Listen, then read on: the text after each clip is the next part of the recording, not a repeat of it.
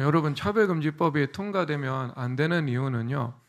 실제 차별금지법이 통과된 나라에서는 초등학교 때부터 동성애가 정상적인 성적인 관계이면서 가정과 부부가 될 수 있는 형태임을 교육하기 시작합니다.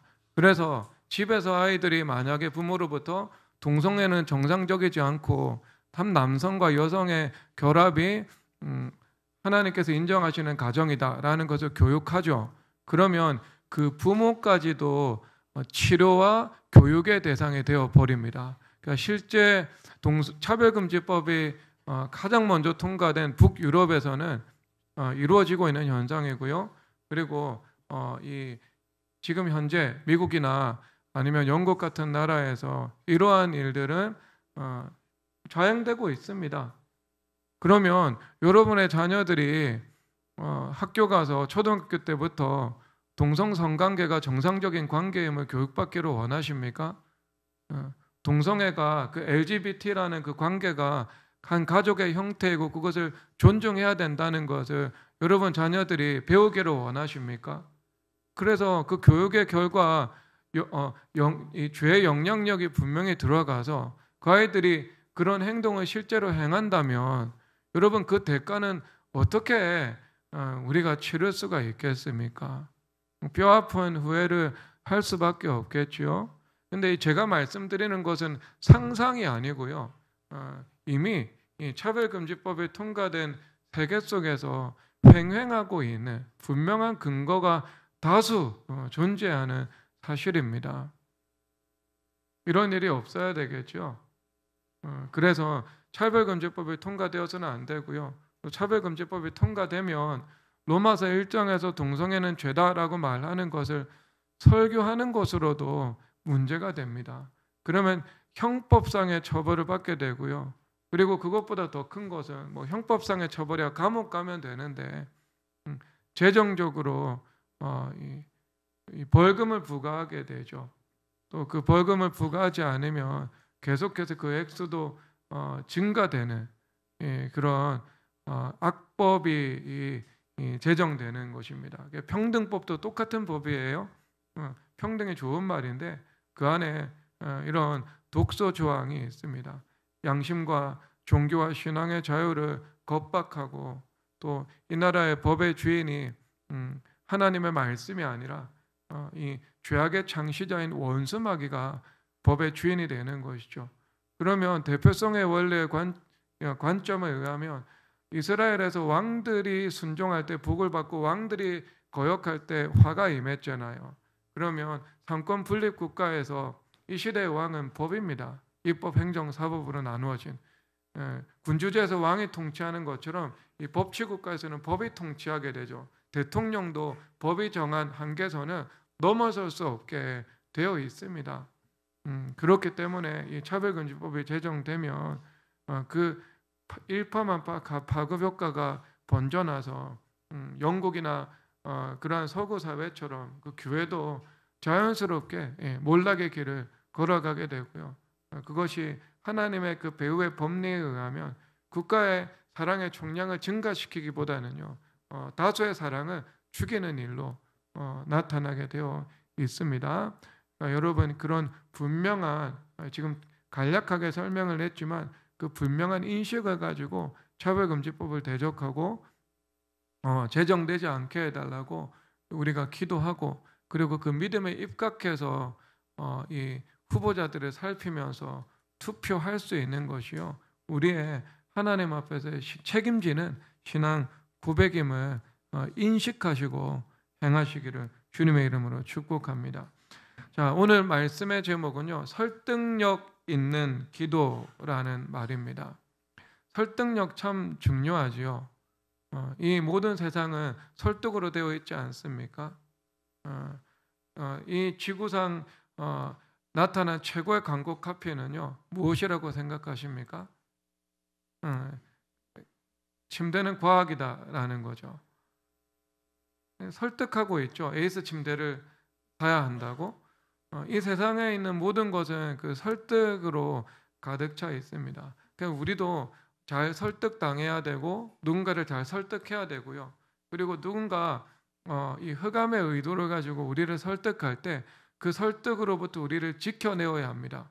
그래서 하나님께서 선악과를 두고서도요, 하나님과 원수 마귀가 서로 설득을 하고 있잖아요. 하나님께서 선악과를 먹으면 죽는다, 법을 제정해 놓으셨죠.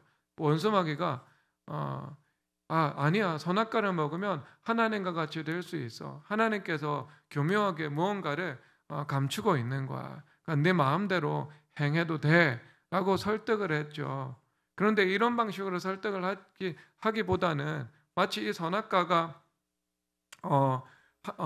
이 하나님과 같이 될 수 있는 이 좋은 곳으로 설득을 했지 않겠습니까? 하지만 그 안에는 죽음이라는 이 독소 조항이 있었죠. 그러니까 에덴판 차별금지법이요, 선악과였던 거예요. 그러면 여러분, 그때 만약에 아담이 선택할 수 있는 길이 있었죠. 하와는 먼저 아담에게 물었고, 아담은 또 하나님께 다시 한번 확인의 과정을 거쳤다면 그 원수 마귀에게 미혹이라는 방식으로 설득당하지 않는 그런 일이 있었을 것입니다. 그래서 이 설득이라는 것은 참 이 만물을 관통하는 이 키워드이죠. 강단에서 하나님의 말씀을 선포하는 것도 일종의 설득인 것이지요. 여러분, 그렇다면 원수 마귀는 어떤 방식으로 우리를 주로 설득하는가? 원수 마귀는 언제나 우리를 가장 첫 번째인데 충동하는 방식으로 우리를 움직이려고 합니다. 그래서 역대상 21장 1절에서 말씀하시죠. 사탄이 일어나 이스라엘을 대적하고 다윗을 충동하여 이스라엘을 계수하게 하니라.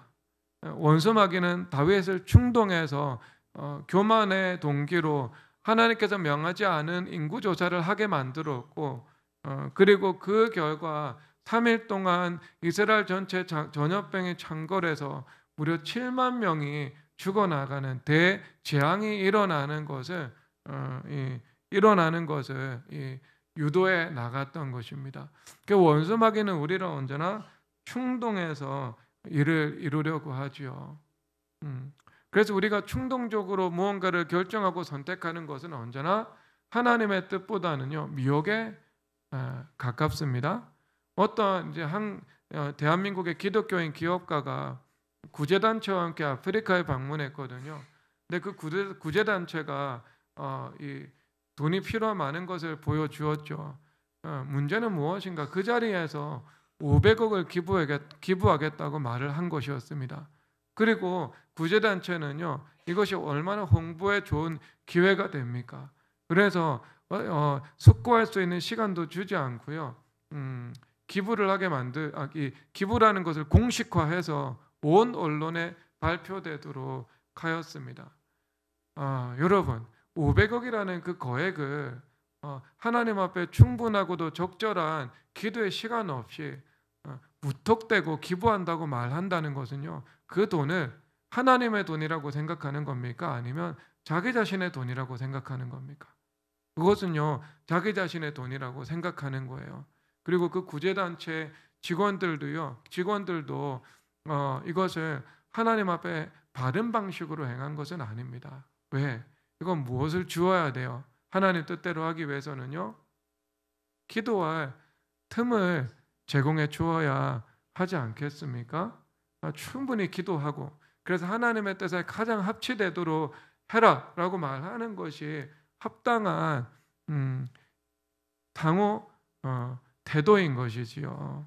그러니까 우리가 무언가 충동적으로 행하는 것은요, 그것이 정당하고 또 지고지순한 일이라 할지라도요, 그것은 하나님의 뜻과 어긋난 일인 경우들이 많이 있습니다. 왜? 하나님께서는 우리를 충동하는 방식으로 일하시지 않기 때문입니다. 원수 마귀는 언제나 우리를 충동질하는 방식으로 미혹하기 때문인 것이지요. 그래서 여러분, 이 충동이라는 것을 우리가 주의해야 되겠죠. 여러분들이 쇼핑할 때도 충동 구매하면 안 되겠죠.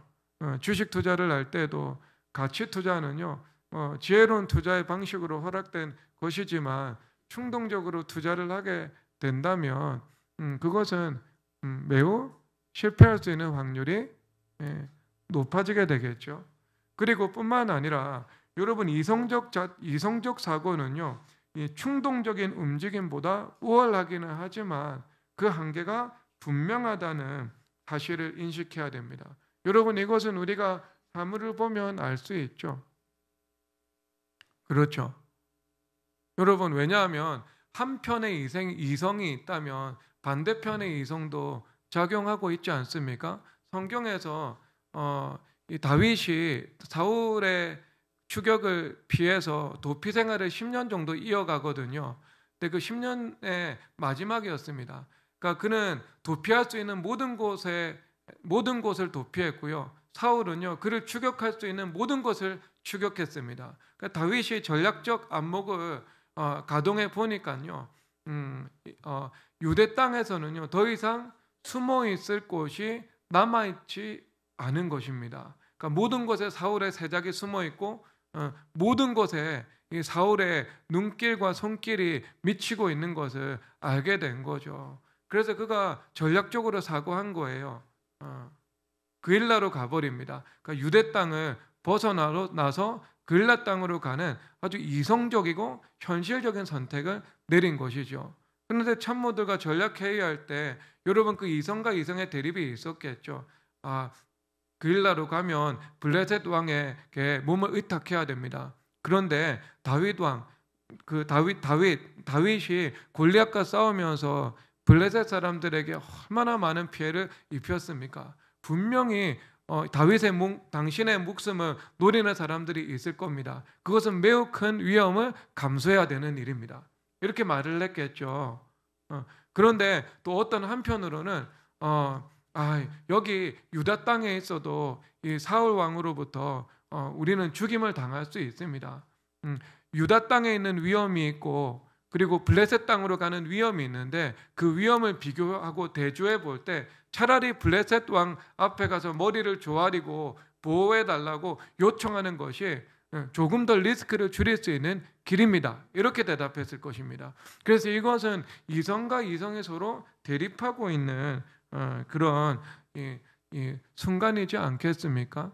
여러분, 그 성리학이 그 인간의 이 존재를요 긍정하고 있거든요. 그래서 그 성리학적 이데올로기는요, 그 수양과 교육을 매우 중요시합니다. 그래서 자신을 잘 가꾸는 거, 그래서 그것이 수신이죠. 그래서 수신에서 제가 치국 평천하로 나아가게 되는 그들의 이 사상의 흐름을 보여주고 있는데요. 이 성리학이 말하고 있는 이 지식의 획득 방법 중에 하나가 뭐냐 하면은요, 경물치지라는 방법입니다. 그러니까 경물이라는 것은요, 사물을 관찰하고 비교하고 대조해서 사물 안에 있는 리를 발견하는 것, 이것을 말씀하고 있습니다. 이치를 발견하게 되는 거죠. 그리고 치지라는 것은요, 이 지식이 점점 깊어지고 넓어져서 그 지식의 완성이 이루어지는 겁니다. 그런데 그것은 내 안에 이미 선재하고 있는 리가 있는데요, 이 리가 조금씩 더 밝혀지게 되는 것, 그래서 이 사물 가운데 하늘에서 부여하신 이치를 깨닫게 되는 것, 이것을 말씀을 하고 있습니다. 그래서 이 경물치지하는 이 중요한 그 방법 중에 하나는 그들은 독서, 대표적으로 경전을 읽는 것을 말하고 있죠. 그리고 또 한편으로는요, 무엇을 들 수 있겠어요? 여행하는 것도 이 경물치지의 유효한 방법이겠죠. 제가 지난주에 대만에 5일 동안 우리 목회자 제자도 그룹 이 리트릿을 다녀왔습니다. 목사님 부럽습니다. 대만 5일 동안 다녀오고, 여러분 교대 좀 해주십시오. 오전에 4시간 동안 호텔에서 질문의 오전 시간 보냈고요. 11시에 돌아왔어요. 밤에 11시에 돌아왔으면 좀 씻고 쉬어야 되는데 모이라고 하시면서 2시간 동안 질문의 밤을 보냈습니다. 그래서 월화수목까지 보냈어요. 쉽지 않았습니다. 저는 나중에 목회자 제자도 하면은요, 오전에는 말씀 보고 그 다음부터 놀라고요.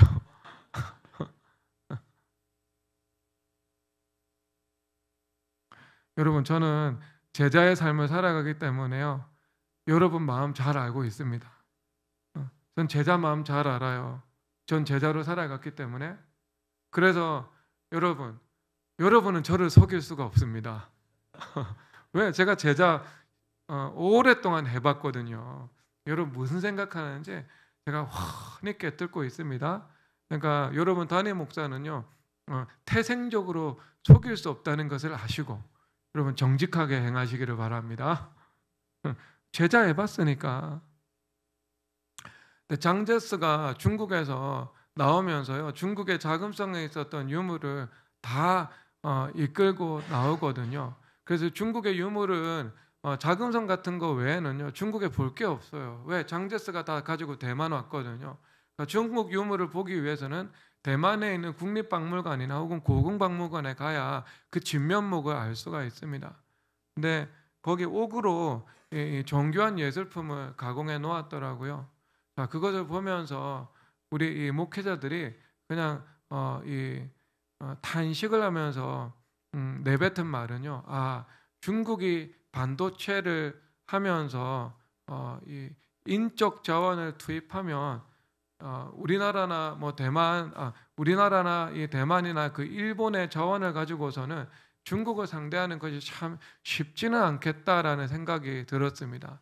그들이 이 10세기 중반에 이 15세기, 16세기에 만든 그 예술품의 그 미세 공정의 수준이요 매우 뛰어납니다. 하지만 그럼에도 불구하고 제가 느낀 것은 무엇이냐면 그 예술품이요 촌스럽다는 느낌이 드는 거예요. 매우 정교한데 한편으로 촌스럽습니다. 그러니까 일본의 예술품은요 극도로 정밀한, 그러니까 숨막힐 정도로 정교한 모습을 띠고 있거든요. 하지만 그 안에는요 절제가 있어요. 그리고 우리나라 예술품도 이 수준이 높지만 이 여백이나 이 절제의 아름다움을 가지고 있거든요. 하지만 그 중국의 예술품 보면은요 지나치게 화려합니다. 지나치게 과한 면을 가지고 있습니다. 그러니까 비유하자면 명품을 머리끝부터 발끝까지 에르메스로 치장한 졸부의 모습을 본다라는 느낌이 들지요. 근데 여러분 명품을 제대로 입는 사람은 그렇게 하지 않거든요. 바지도 유니클로, 그 다음에 티셔츠도 유니클로를 입어요. 그러면서 그냥 시계 하나 이거를요 오메가 이런 거를 착 차고 나오는 거예요. 오메가가 장로님 비싼 겁니까? 예? 몰라요? 장로님 모르면 우리 다 몰라요. 매우 비싼 거예요. 매우 비싸진 않습니까? 근데 그 포춘에 오메가 같은 거 광고 나오지 않아요? 비싼 것만 광고 나오는 거 아니에요, 여러분? 그럼 뭐가 비싸요? 까르띠에. 까르띠에 같은 걸 차고 있는 거예요. 그러면 이 사람이 여백의 미도 있고 그리고 뭔가 이 돈도 있고 또 품위도 있다라는 게 그냥 외면적으로 느껴지지 않습니까? 그런데 천박해 보이잖아요. 너무 화려해 보이니까 오히려 설득력을 잃어버리는 것이지요. 그러니까 여러분 우리가 우리가 주기적으로 여행을 갈 수 있다면 여행을 가는 것은 우리가 견문을 넓히고요. 사물을 보는 것이 언제나 어떤 이 비교와 대조를 통해서 그 사물의 또 그 독창성을 파악할 수 있는 그런 은혜를 누릴 수 있지 않겠습니까? 이런 사물에 대해서는요. 그래서 이 경물 지지하는 그런 안목이 우리 가운데 형성되는 유익한 활동임은 분명합니다. 그럼에도 불구하고요, 여러분 우리 이성이 가지고 있는 한계가 무엇이냐 하면은 그것이 이 이성과 이성의 대립이라는 그 구도를 넘어설 수 없다라는 것입니다. 그러니까 팽팽한 거예요, 대부분. 그러니까 변증법이라는 것이요, 사고 체계 차원에서는요, 정반, 합에 이른다는 것이 있지만 실질적으로 우리가 움직여 나가는 사물에서는요, 정반은요 대립관계에 불과합니다. 정과 반의 통합이요 잘 이루어지지 않아요. 그렇죠. 여러분 이 세상에 한번 보세요. 지금 현재 배터리에 주식 투자를 하면 큰 이익을 볼 것이다라고 하는 이성의 주장이 있습니다. 근거가 있죠.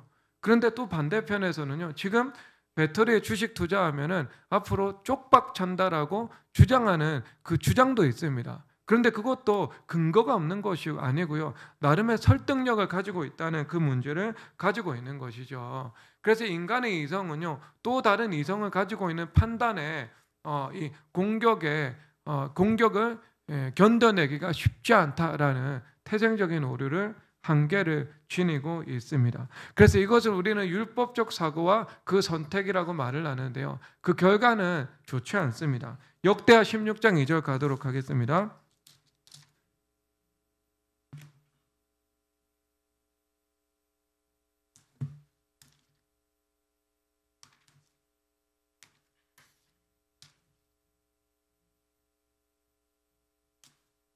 역대하 16장 2절 다 함께 읽겠습니다. 시작. 아사가 여호와의 전 곡간과 왕궁 곡간에 은금을 내어다가 다메섹에 사는 아람 왕 베다나에게 보내며 이르되 아멘.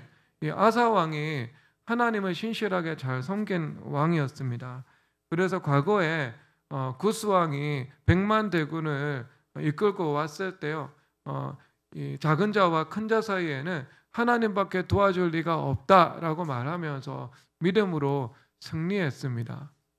여러분, 제가 말씀드렸나요? 페르시아 제국이 온 세계를 제패할 때 그 병력이 아니라 전 인구수가 얼마였다고 제가 말씀드렸어요?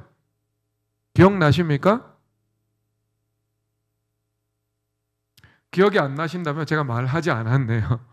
그 그리스의 크세노폰이라는 역사가 있거든요. 기르스 교육이라는 책을 썼는데요. 그 책에 보니까요. 페르시아의 인구가 12만이었대요.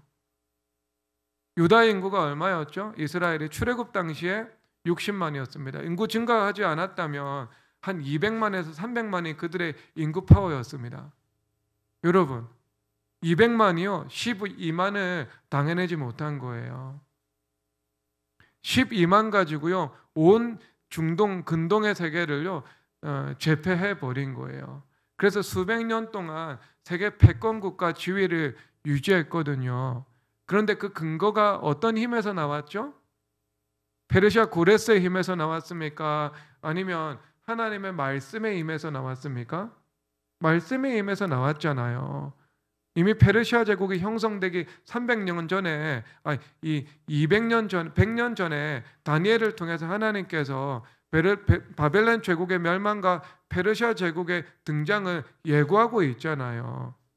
하나님의 말씀이 그에게 힘을 부여했기 때문에요. 12만을 가지고 온 세계를 제패할 수 있었습니다. 그렇다면 여러분, 이 땅에 물리적인 힘보다 하나님의 말씀의 힘이 더 강함을 보여주고 있죠.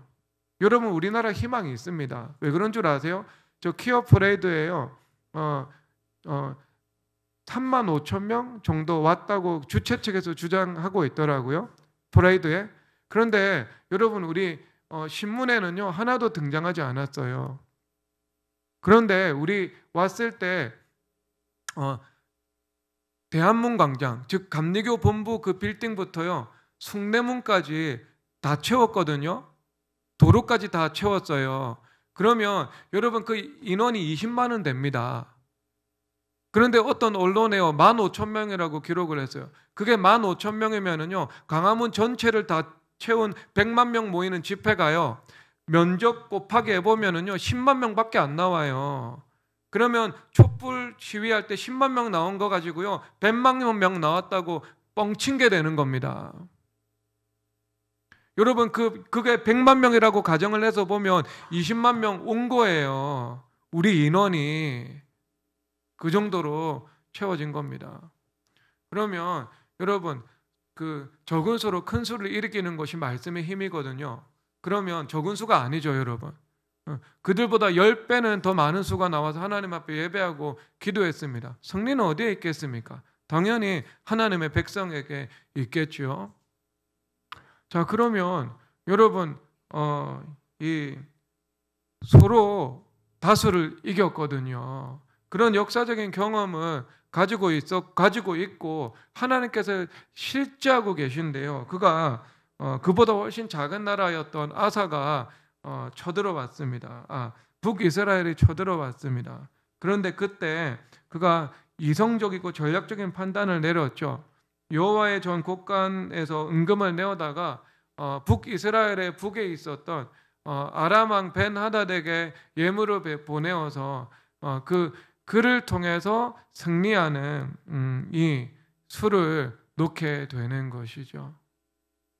여러분, 이것이 틀렸다고 볼 수 없는 선택이지 않겠습니까? 남유다가 북이스라엘을 감당할 만한 힘이 없어 보입니다. 그러면 외교적인 수단을 동원해 가지고 적의 적을 동원해서 적을 치는 방법, 이것은 병법에 의하면 지혜로운 방법 중에 하나이지 않겠습니까?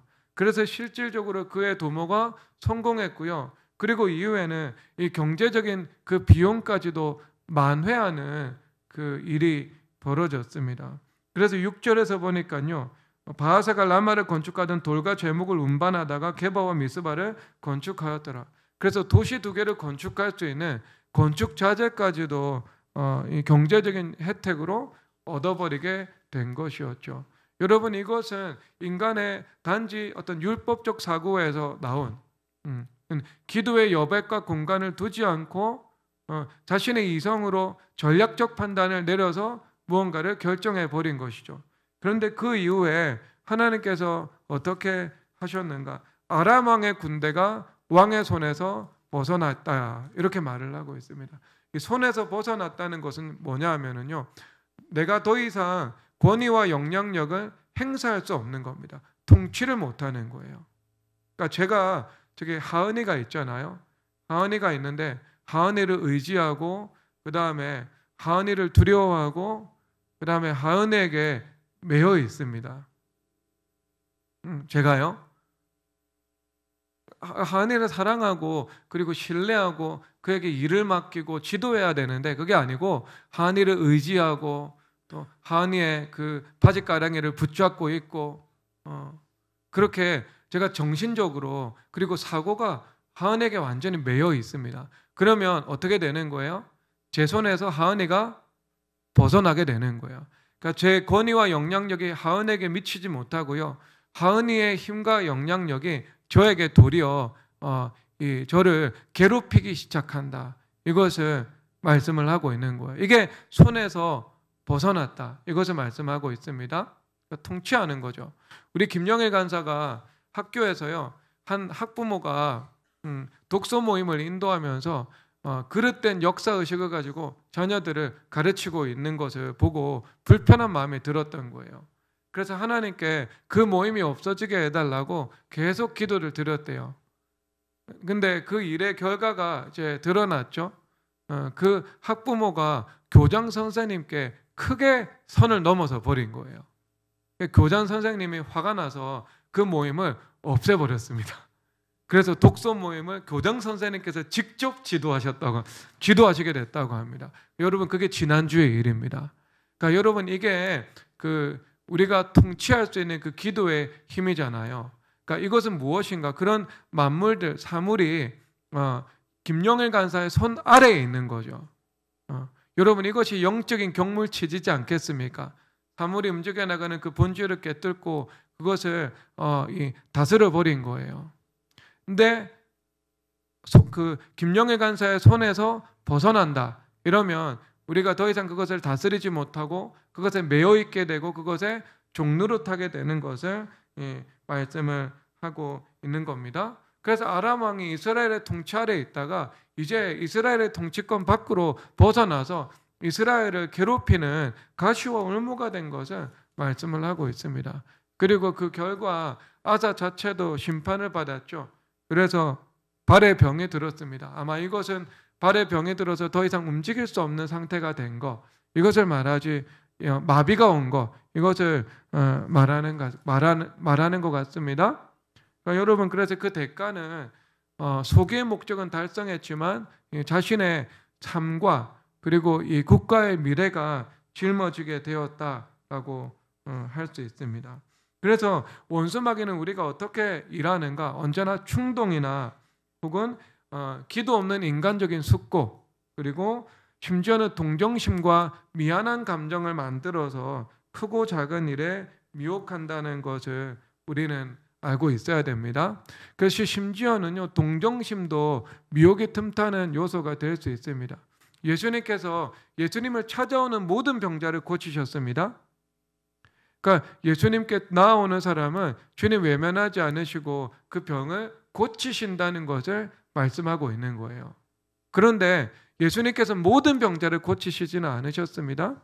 팔레스타인 안에 예수님을 찾아오지 않은 병자, 주님 거의 대부분 고치지 않으셨습니다.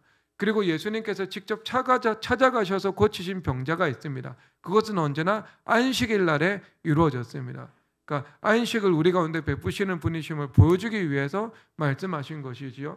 그런데 안식일 날 고치셨다 하더라도 그 안식일 날 모든 병자를 고치시지는 않으셨습니다. 한 사람 한 사람 주님께서 뽑아내셔서 그를 치유하신 그 장면을 보여주고 있는 것이죠.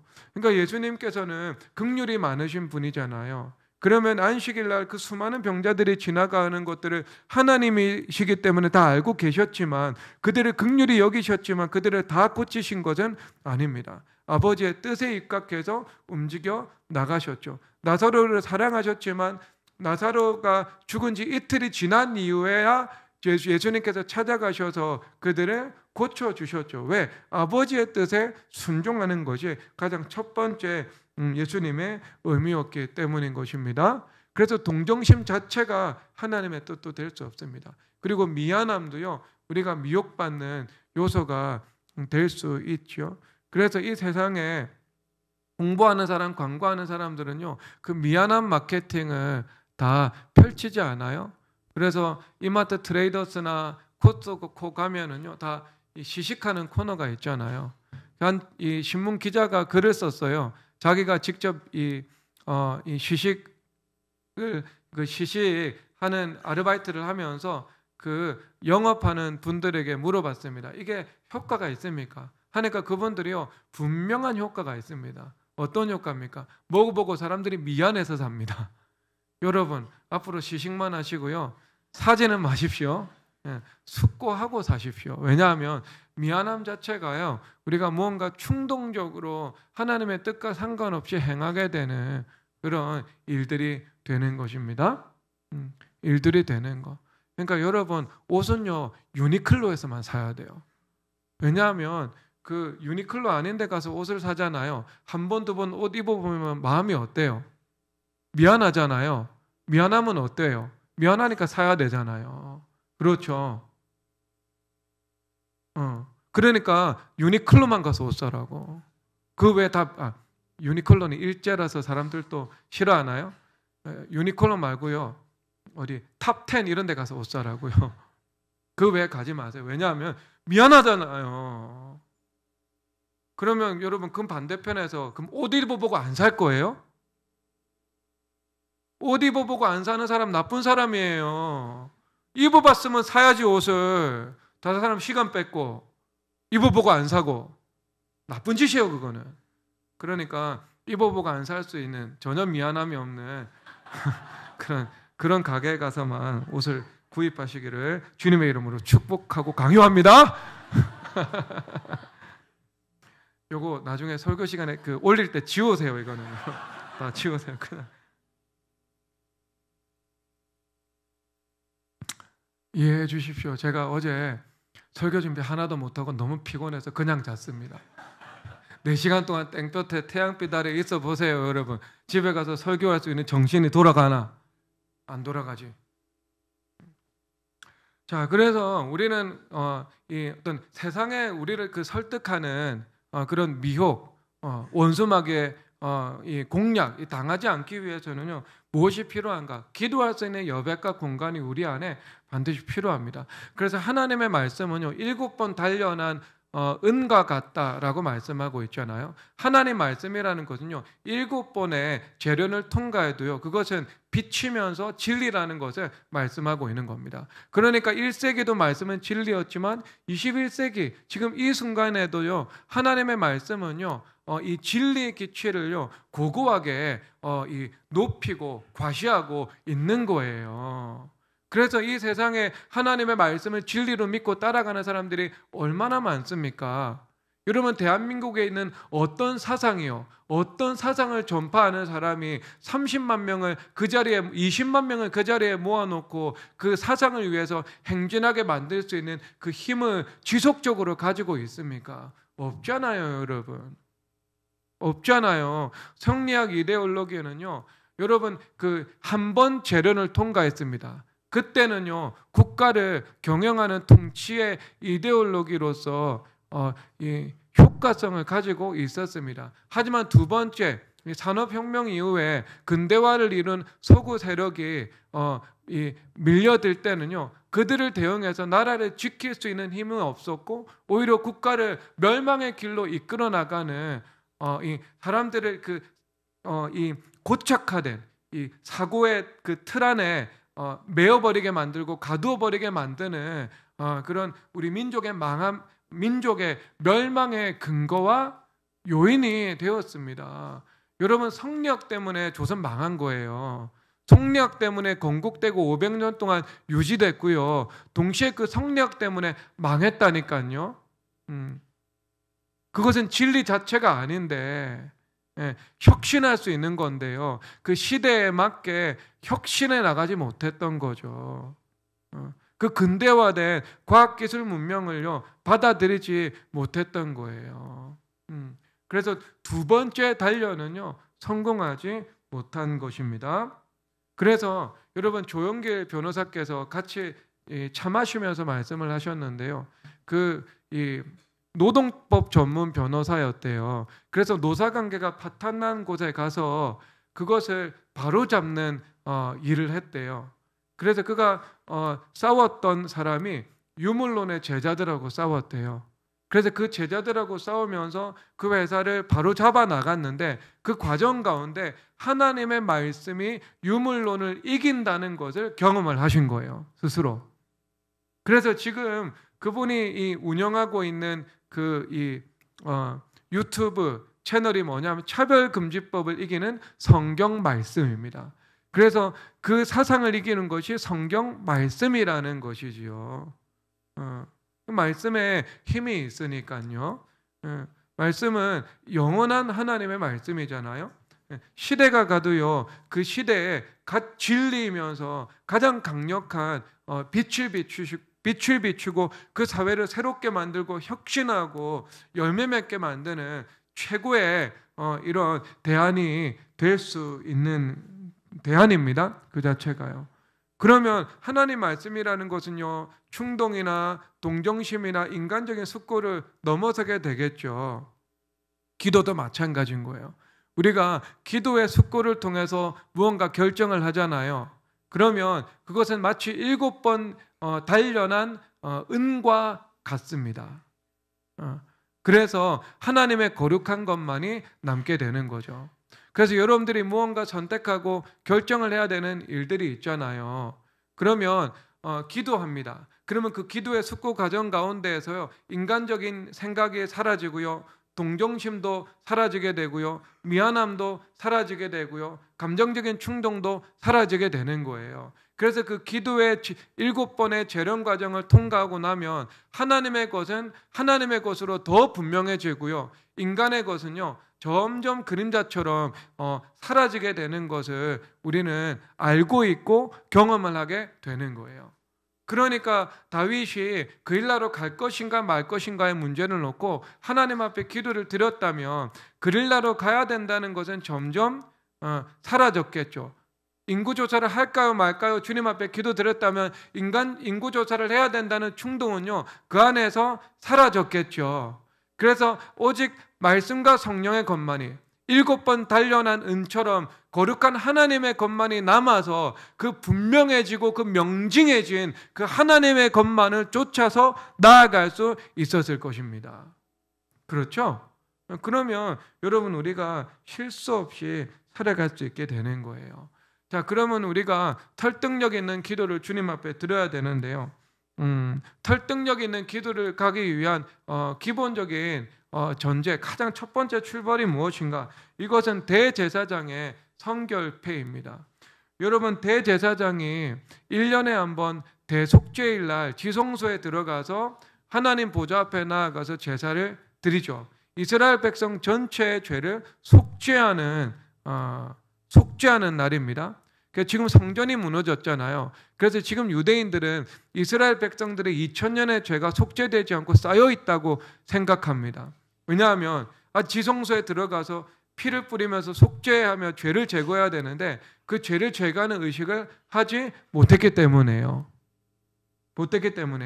그러면 그 대제사장이 지성소 안에 들어갈 때는요, 정말 많은 성결의 준비가 필요합니다. 그래서 거룩한 세마포 옷을 입어야 돼요. 세마포 옷은요, 흰 옷입니다.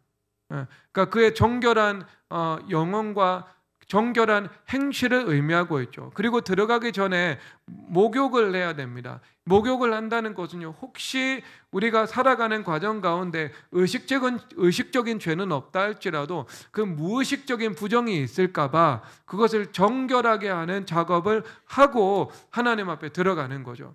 그럼에도 불구하고 그 대제사장은 인간 대제사장이기 때문에 그 안에 흠과 티가 깊은 곳에 존재하는 한 사람의 인간이죠. 죄성을 가지고 있는 거죠. 그렇기 때문에 무엇을 하는가? 성결패를 쓰는 거예요. 자기가 인간적인 관점에서는 아무리 투시해도 뭔가 양심에 거리끼는 것이 없는 것처럼 보인다 할지라도 대제사장이 모든 것을 체크리스트 만들어 놓고 부정함 없다 체크리스트를 체크를 했음에도 불구하고요, 하나님께서 그의 영혼을 투시해서 볼 때는 무엇이라는 거예요? 여지없는 죄인이라는 거예요. 깊은 죄성을 가진 죄인이라는 거예요. 그래서 그가 성결패를 쓰고 갈 때 주님께서 어떻게 보시는가? 그를 성결하다고 인정해 주시는 거예요. 그러니까 여러분, 우리는 대제사장 대신 예수님 안에서 믿음으로 하나님 보좌 앞으로 나아가게 되죠. 그래서 에베소서 3장 12절에서는요, 믿음으로 말미암아 담대함과 확신으로 하나님께 나아감을 얻는다 말씀을 하고 있습니다. 여러분, 이것은요, 대제사장이 1년에 한 번 지성소에 나아가는 것과 병행되는 구절이에요. 그들은 구약에서는 1년에 한 번 성결패를 쓰고 주님 앞에 나아갔습니다. 그런데 지금 우리는요, 예수님을 따라서 모든 사람들이 제사장이 되어서 믿음으로 담대함과 확신을 가지고 하나님 앞에 나아가서 최고 권위자에게 구하는 것을 아뢰일 수 있다는 것을 말하고 있는 거예요. 그런데 주님 앞에 나아갈 때 우리의 행위를 의지하고 나아가는 것이 아니라 믿음을 의지하고 나아가서 하나님 앞에 구하는 것을 말씀하고 있는 거예요. 왜? 대제사장의 성결패를 쓸 때 부족하지만 성결하다고 여겨주시는 것처럼 우리도 죄인이지만 하나님께서 우리를 성결하다고 여겨주시는 것을 말씀을 하고 있는 거예요. 그러니까 십자가의 칭의에 의지해서 하나님 앞에 나아가서 기도하는 것을 말씀을 하고 있는 것입니다. 자, 그렇다면 그 관점에 의해서 우리가 죄인이고 우리가 좀 부족하지만 하나님 앞에 나아가서 구할 수 있다는 겁니까? 구할 수 없다는 겁니까? 구할 수 있다는 거예요, 여러분. 최고 권위자에게, 하늘과 땅의 모든 권세를 가지신 하나님께 내가 지금 완벽한 존재는 아니지만 아직도 회개해야 할 것이 있고 아직까지 내 안에 부족함이 있지만 그럼에도 불구하고 내가 성결패를 쓰신 대제사장의 말씀을 믿음으로 주님 앞에 나아가서 원하는 것을 구할 수 있다, 이것을 말씀하고 있는 것입니다.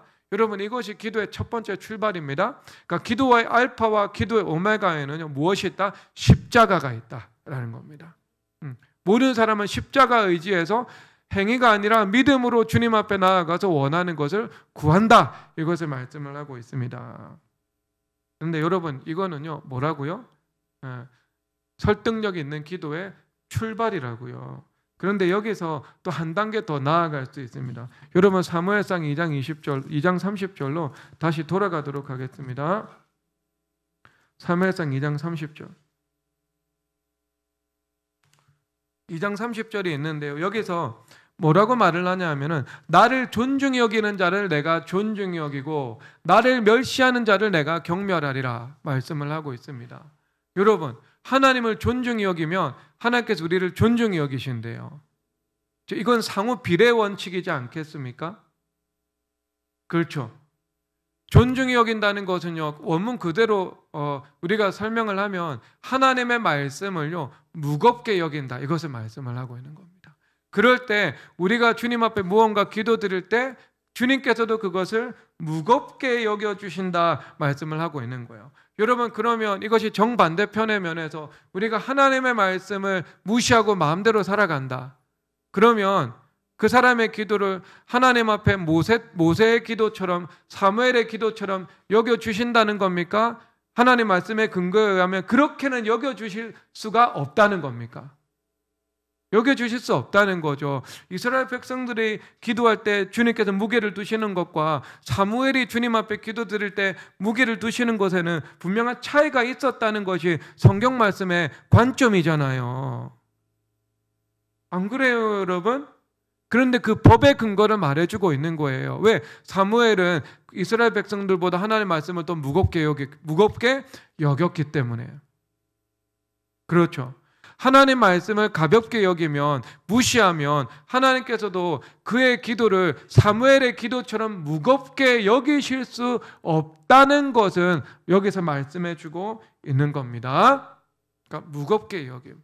그래서 이 무겁게 여긴다는 것을 제가 조금 더 여러분 사례로 설명을 할게요.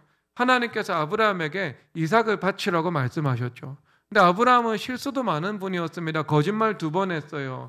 그리고 시행착오했죠. 가나안 땅을 떠나서 애굽 땅으로 가버렸습니다. 그래서 실패를 경험했죠. 그런데 아브라함이 가지고 있었던 가장 큰 하나님께서 인정할 만한 면은 무엇인가? 하나님께서 결정적으로 말씀하실 때 하나님의 뜻에 순종한다는 겁니다. 그래서 본토 친척 아베의 집을 떠나라, 순종하죠. 이삭을 바치라, 순종하죠. 그래서 이것은 하나님의 뜻을 무겁게 여기시는 거예요. 그러니까 하나님께서도 아브라함을 무겁게 여기셨죠. 그래서 창세기 17장 20절에서 내 말을 들었나니 내가 그에게 복을 주어. 내가 네 말을 들었다고, 이스마엘에게 복을 주십시오 하는 말을 들었다고. 그러니까 누구를 들은 거야? 너를 들은 거예요. 너를. 그러니까 여러분들이 정말 아브라함처럼 믿음을 따라 살아가면서 하나님을 기쁘시게 하는 존재가 되잖아요. 그러면 여러분들이 아브라함이 자녀 이스마엘을 위해서 기도한 것처럼 여러분들이 여러분들의 자녀를 위해서 기도를 드릴 때 주님께서 어떻게 말씀하신다고? 내가 너를 들었다고. 그러니까 내가 너 자체에 무게를 두고, 네가 하는 말에 무게를 두고 내가 그것을 중요하게 여기겠다. 주님께서 이렇게 말씀해 주시는 것입니다. 그렇죠? 여러분, 이것을 말하고 있는 거예요. 그러면 제가 기도하는, 설득력 있게 기도하는 법을 여러분들에게 가르쳐 드리겠습니다. 여러분, 이것은 매우 하나님 앞에서 무릎 꿇고 기도드릴 때 설득력 있는 기도가 됩니다. 이것은 중립적인 일에 사용해도 되고요, 매우 중요한 일에 사용해도 됩니다. 모순적인 건데 이것은 중첩될 수 있습니다. 왜? 십자가와 부활이 모순적인 것이지만 중첩되잖아요. 성경의 대표적인 그 기도가 어디에 나와 있죠? 구약 성경에서. 자, 질문 들어갑니다. 구약 성경에서 어디 들어가 있죠?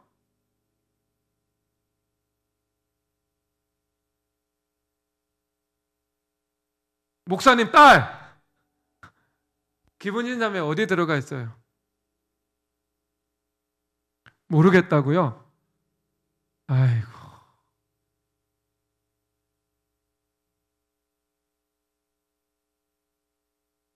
정세민 형제 어디 들어가 있어요? 아내를 바라보니까 뭐 힌트를 주는 것 같은데. 송동영 집사님 어디가 있어요?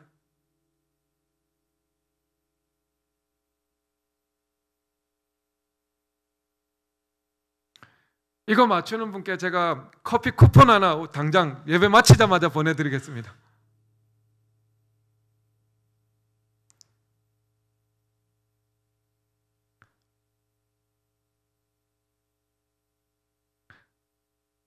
아니, 나오잖아요. 그리 아니하실지라도 나는 저 왕의 신상에게 절할 수 없습니다. 하지만 하나님께서 우리를 지키실 것입니다. 여러분, 이 모순적인 것이 이 하나의 기도 안에 중첩되어 있잖아요. 그렇죠. 다니엘의 세 친구의 소원은 무엇이었어요? 지금 풀무불 들어가서 죽는 게 아니었어요. 풀무불 들어가서 살아서 나오는 게 그들의 소원이고 그들의 믿음이었습니다. 그런데 한편으로 어떤 믿음이 있어요? 우리가 저기 가서 죽는 것이 하나님의 뜻이라면 죽겠습니다. 하지만 그것이 그리 아니하실지라도인 것이지요.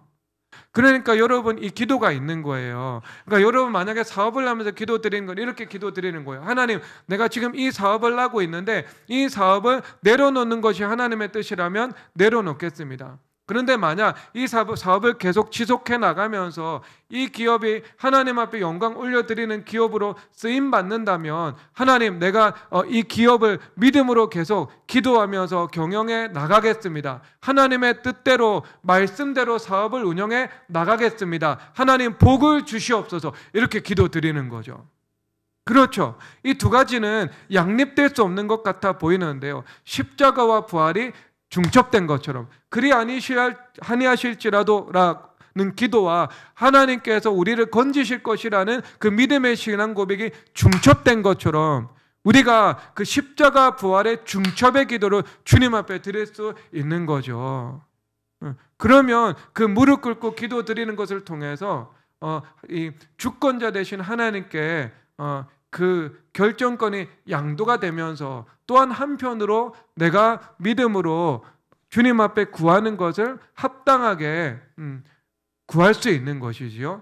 그래서 나를 존중히 여기는 자는, 이 말씀이 무엇입니까? 이것은 하나님께서 사업을 내려놓으라고 주님께서 말씀하신다면 내려놓겠습니다. 이거 하나님의 뜻을 존중히 여기는 것이죠.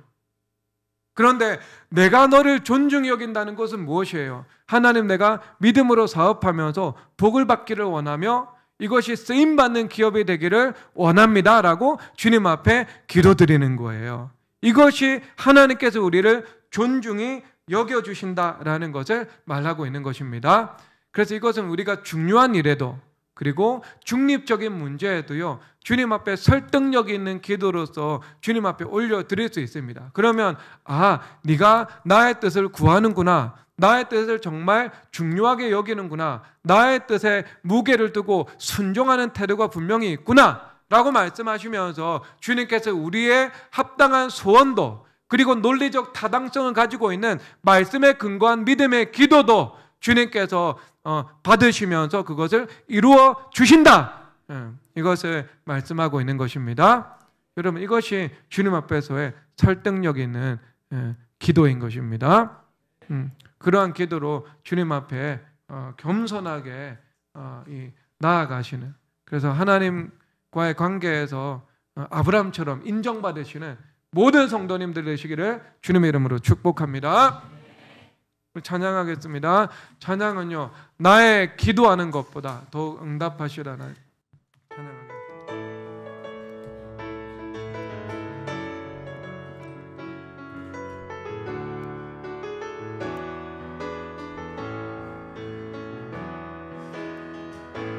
나의 기도하는 것보다 더욱 응답하시라나니 나의 생각하는 것보다 더욱 이루시는 하나님, 우리 가운데 역사하신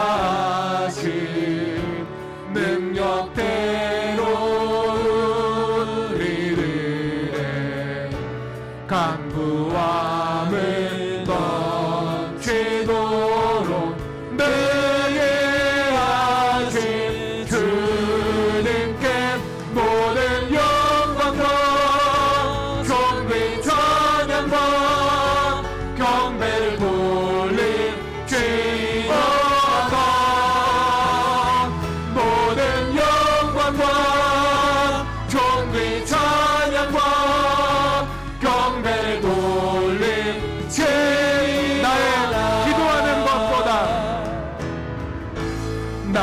내 기도하는 것보다